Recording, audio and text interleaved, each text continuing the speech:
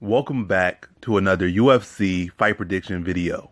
In this video, I'll be predicting the main card fights for UFC Fight Night, Smith versus Rakic. So without further ado, let's get to our first fight on the main card. So in our first fight, we have a rematch in the light heavyweight division, Magny Ankalaev versus Cutelaba. So I predicted this fight like 3-4 times.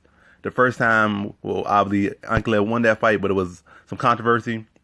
I think they would be set to fight like 2 more times after this, but both times it fell through. And now this is like the 4th time this fight is being scheduled, even though, like I said, one fight actually went through, the other 2 didn't. And now this is the 4th time it's been scheduled, I believe. And yeah, I really don't got much to say about this one because I already said it so many times. But basically, the first fight was no fluke. What happened is what happened. Ankalaev is the better fight in all the areas that actually matter in this fight. Cutelaba might hit a little bit harder with his punches, might be a little bit more durable, might be. But that all don't matter when a guy's not going to be there trying to trade with you and bang with you. And even if he said, oh, he was going to bang with me because I was going to act like I was hurt. That's a dumb strategy. And that obviously ain't what happened. You got hurt and you just try to make an excuse for why you were like out on your feet or why the fight would stop. Like, maybe the fight could have went on longer and he could have knocked you out cold. But that's all that would happen. Either he would knock you out cold or he would just keep hitting you until the ref would have stopped it anyway. So that's how I see. Like, that's what happened. I don't think Cutelaba is the smartest fighter or the fighter that evolves the most. Like I said, I don't see any areas where he really can have a true advantage that could find him success, or any area that he could mix together where he'll have true success. All he really has in this fight is a puncher's chance, or maybe the chance that Ankalaev slips up. But other than that, he really kind of grasping for straws at a way to win this fight, because I don't see it. So I see Ankalaev just picking him apart, maybe taking one more round and putting him away in the second. Like, like really taking his time, really sitting down, and really picking the shots and really setting things up and being real smooth and technical out there, and then putting Cutelaba away in the second round.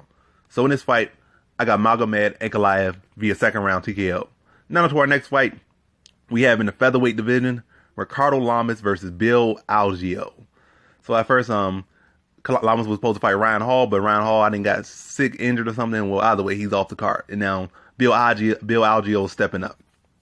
So we already kind of know what Lamas brings.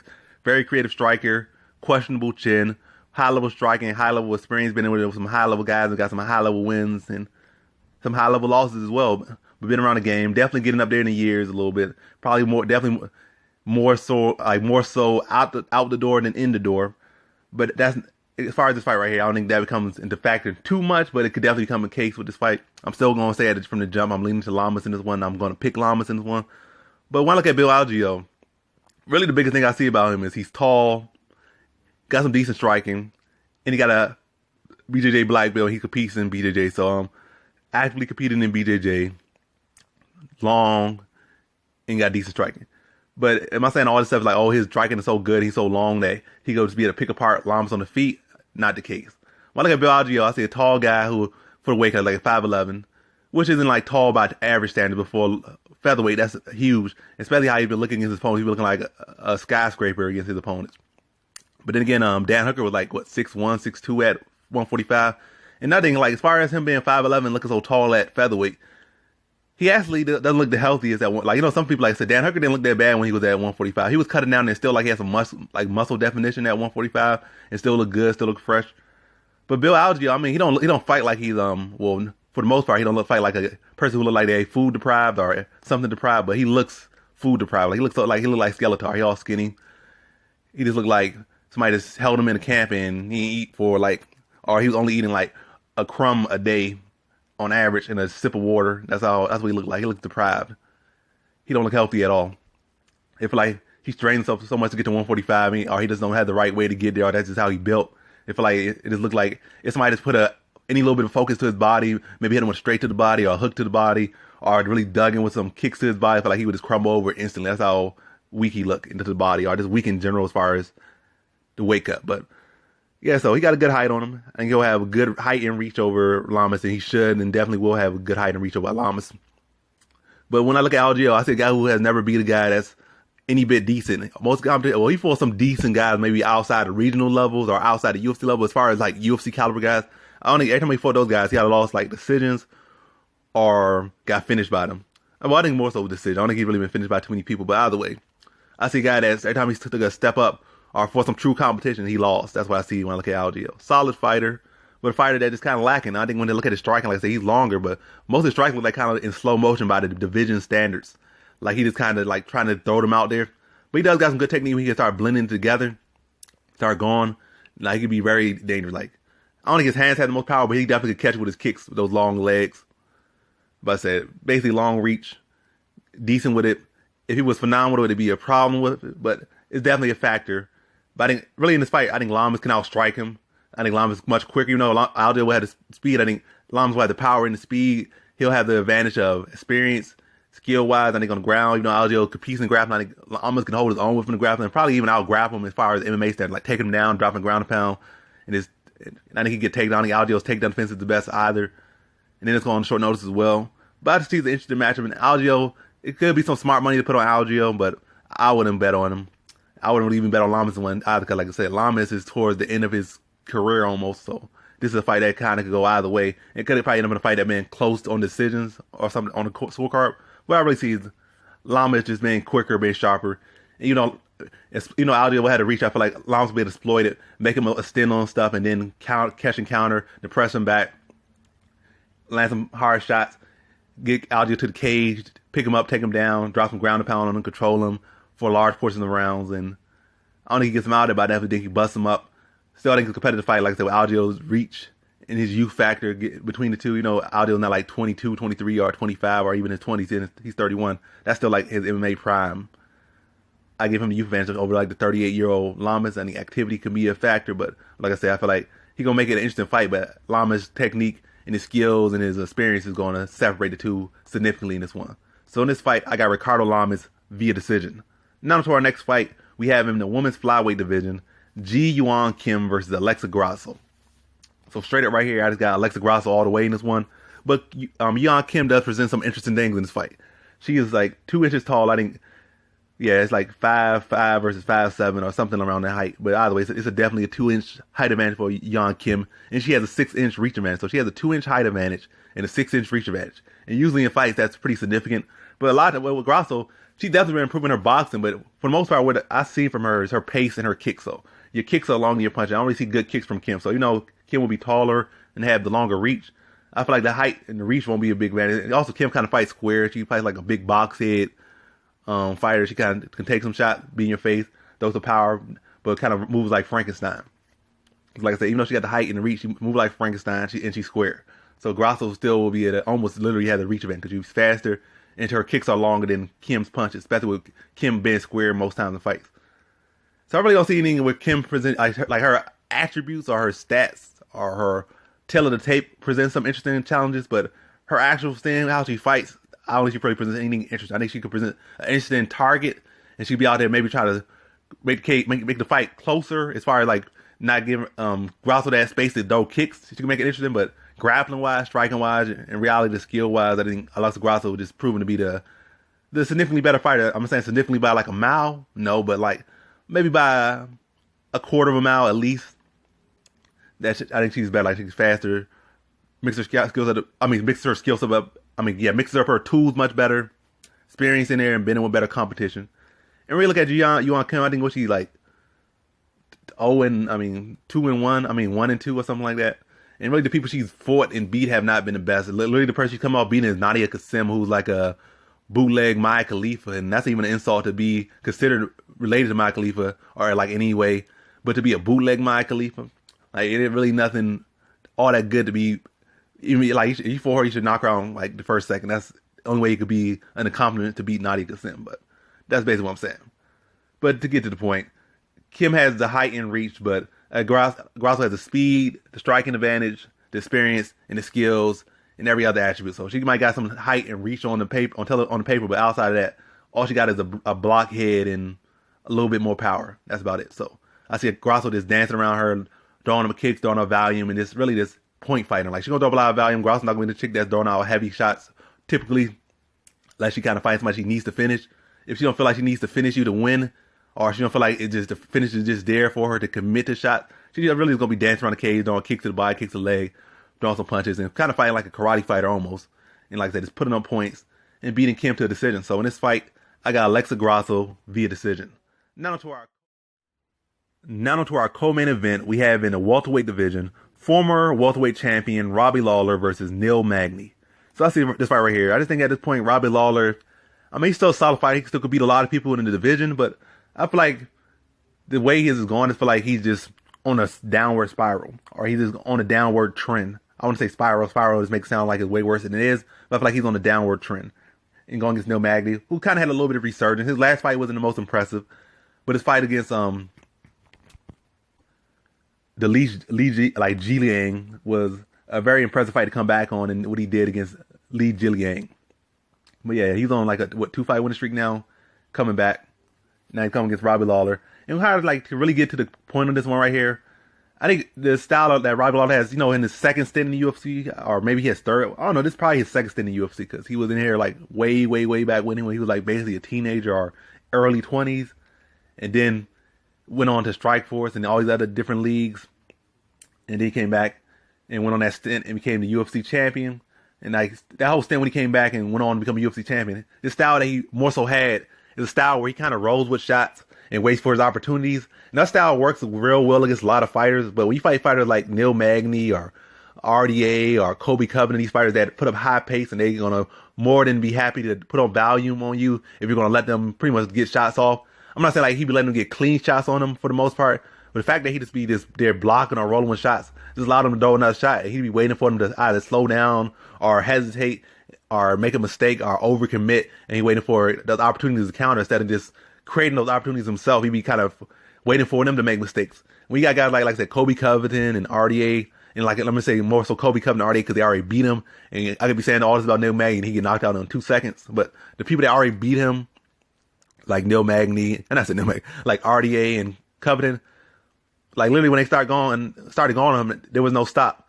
Especially Kobe Covington, like RDA in the RDA fight, Lawler did have some moments in that fight, but by the point, RDA already went to his body a lot, came up over the top a lot, and really the biggest thing that RDA did was chewed up his leg, and he really was just fighting on one leg. Probably after the second round, he was already fighting on one leg.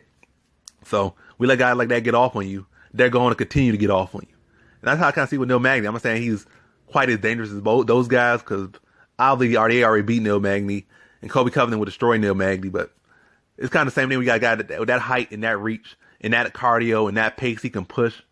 And even if our Lawler did come out and try to finish him, Magny is very hard to finish. He's a very tough guy. I think Lawler's best chance would be to attack his legs. And Lawler, he does have some decent kicks, but he's not the most prolific leg kicker out there. So I don't think it'll be that big of a success for him to go to Magny's leg, even if he did really put a focus to it. I think really Magny will start to counter his leg kicker that he try to go for that. Like I said, he's not the most prolific leg kicker. So even if you try to adjust that and try to switch that up, it's not like you're going to automatically be that prolific leg kicker. It's just not going to happen, especially this late in his career. But either way, what I have to see happen in this fight is Robbie Lawler kind of waiting too much in this fight, and that's going to allow Magny to get off. And even Robbie Lawler does get off, landing 1 or 2 good shots to Magny's 20 good shots, or 20 decent shots versus 2 good shots. The match is just going to lean to Magny. That's really see Magny just outworking Lawler over the course of 3 rounds, and Lawler really not put him the pace or as much effort as he needs to, or as much pressure as he needs to either get a finish in this fight or to win the decision. So in this fight, I got Magny via decision. Now to our main event, we have in the light heavyweight division, Anthony Smith versus Alexander Rakic. So you got 2 big dudes right here. I think Smith 6'3" something, maybe 6'4". I would say 6'3". Rakic is 6'4", 6'5". So it's interesting that Smith is going to fight somebody taller than him. He did fight Gustafsson, who was 6'5", and he did beat him.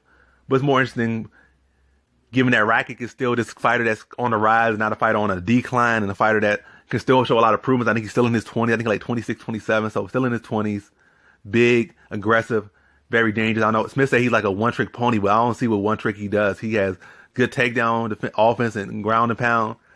He has good, he's got good solid punches, good solid kicks, good solid combinations. He's not a guy that's he's not just like a Roy Nelson that's gonna lean on an overhand. He's not just a guy that got one kicks only. He got kicks and punches and grappling. I'm not saying he's as good as a grappler as Smith, but I definitely seen how Smith fought on Glover. And let's not knock anything off Glover. Glover is a world-class grappler. We might forget that and think he's just a striker, but Glover probably even before a striker, he's a world-class grappler before he was a striker, world-class striker. We might see his early UFC stint and his stint outside the UFC and say, oh, this guy is a striker. His grappling probably really, if we look at world-class versus world-class, his grappling holds up more against the world-class, the true world-class grappler than his striking holds against the true world-class strikers. And that's what I'm saying. And then that fight, Glover was able to pressure him, like weather the storm, pressure him, started to break him down. Then we got on the ground, Glover just was just destroying him. And like I said, Glover is a very strong dude, very heavy on top, and a world-class grappler. So when Smith started allowing him to break him down like that, it was kind of over. I mean, it literally was over at that point. We started really be kind of just dead on the ground against a guy with that good of grappling, that heavy, and dropping those heavy shots. And like, he's already heavy. He hits heavy. Now he's on top of you heavy and punching you in your face heavy, knocking the teeth out your mouth. But yeah, no knock on Glover. I would say Rakic's grappling is as good as Glover's. I want to say his top control is as good as Glover. I want to say his pressure and his striking is, like, as far as pressure striking, like his inside boxing is as good as Glover. But I feel like Rakic, with his size and his youth and his pace, I'm not saying he could mimic what Glover did to Smith, but I'm saying he, in the least in the sense that he's not gonna be like Gustafsson and fight on the outside against Smith, or he's not gonna be on the inside like a lot of these other older fighters kind of fell in, overextending and getting countered by Smith. I think he's gonna be a guy that's at that right range, because like I said, he's longer than Smith, so he don't have to kind of overcommit to be where he needs to be to tag Smith.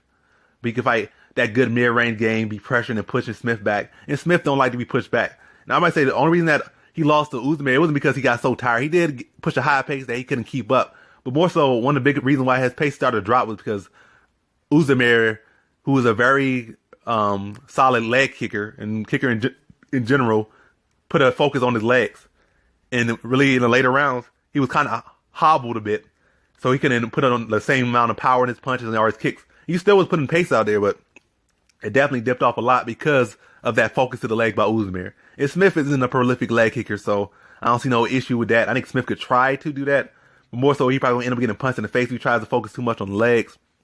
And also, like, I think Smith is returning too early from the Glover loss. I think that was like 2-3 months ago. And you literally get beat up, had to get saved, your teeth were getting knocked out. That's too early to return. And he looked healthy, talking on the desk and stuff, but talking and sitting down is a lot different than being in the cage. And he might have had, a career where he returns so quick and fight like 20 times a year. But this is not those fights outside of UFC. You're fighting UFC caliber opponents. And these guys are all people on just like the right day can be champions, especially with John Jones not in the picture right now. So this is not a fight you return too quick on. Like, you're fighting a top prospect. And I don't know what delusion you're thinking that he's just a one-trick pony, because he's definitely not. He's bigger than you, gonna pressure you, and you don't fight the best going back, especially against guys that's your size or actual skills are not, not over the hill. And even a guy you could say was about to be, or pretty much at that point where he's, like, you basically could say Glover is over the hill. You still got beat by a guy who was pressuring you, pushing you back, took your punches, and started tagging you with some heavy shots, and you crumbled. But yeah, how I see this fight going is, though, I think it's too early for Smith to return. I think Rakic's going to push him back, push a high pace. This is a 5-round fight. That makes it interesting, but I think the real reason Rakic got tired in that last fight was because he did put a high pace, but more so it was a high pace combined with the fact that of Uzdemir's leg kicks. But I see, like I said, I don't think Smith going to be able to do enough, the same damage to his leg. I do see it as an interesting competitive fight, but I think Rakic's overall, his pressure and power and size is going to start to break Smith down, especially coming off that early from such a devastating loss. I think early on it's going to be competitive, and we're trying to find that range and stuff. He might be able to counter Rakic early because he'll be fresh and he'll be the more experienced fighter. He might be able to sit down and catch Rakic coming in like aggressively. He might slow him down. But eventually Rakic being that young fighter who's probably still, he got 2 losses, still feels like he's undefeated. He probably feels like he beat Uzdemir. And the other fight he fought, he lost in his debut, I think. Now that he's been pretty much winning all the time, so he still got that. He's young. He still got that mentality that he can beat anybody. He's not like his confidence has been shooken. He's only going to come back even stronger. So I feel like even if Smith does have a good start, I feel like Rakic's pressuring to constantly just keep coming on. That sounds kind of weird. Even though just keep pressuring Smith, I feel like that's going to break him down over the course of those rounds. So I think first round probably close, second round a little bit closer. I mean, a little bit close as well. But third, fourth, and fifth, I feel like the pressure of Rakic is going to start to wear Smith down. I don't even think it's going to go 5 rounds. I'm saying, like, kind of that third round, he's going to start to take over. That pressure and the power of Rakic is going to break down Smith. And I think in the 4th round, he puts him away via TKO. So in this fight, I got Alexander Rakic via 4th round TKO. And that concludes my fight predictions for the main card of UFC Fight Night, Smith versus Rakic. And as always, thanks for watching.